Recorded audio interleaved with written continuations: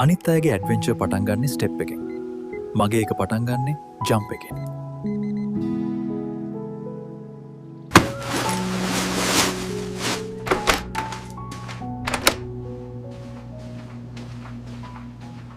මට තාම හිතාගන්න බෑ මම මේකට හා කිව්වේ ඇයි කියලා.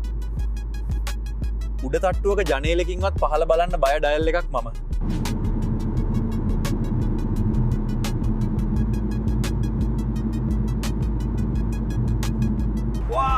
පිස්සු හැදෙනවා.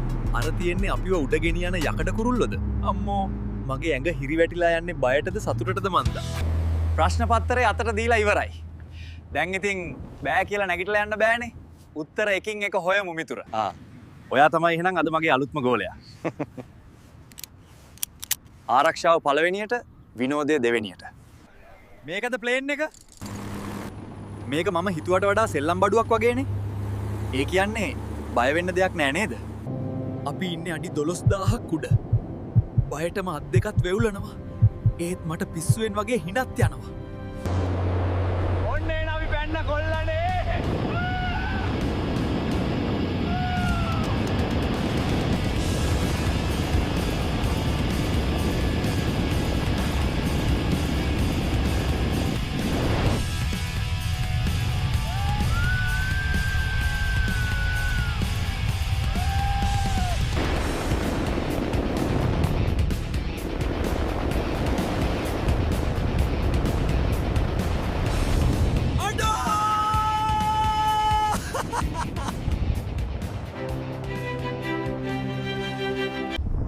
මේ සීන් එක ෆොටෝ ගැහුවොත් මිනිස්සු හිතයි මේක Google Earth එකෙන් ගත්ත එකක් කියලා.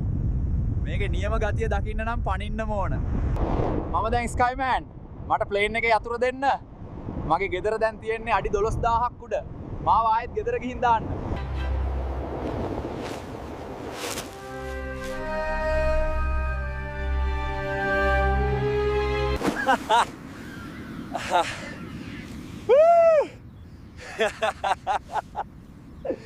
Yes.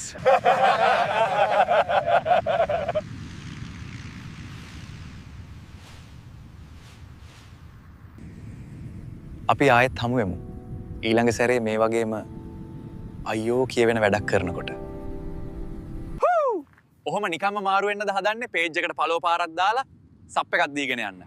ලයික් බටන් එක ඔබලා ෂෙයා පාරකුත් දාමු. ඊළඟ පිස්සු නාටකමෙන් ආයෙත් සෙට් වෙමු. ජය වේවා.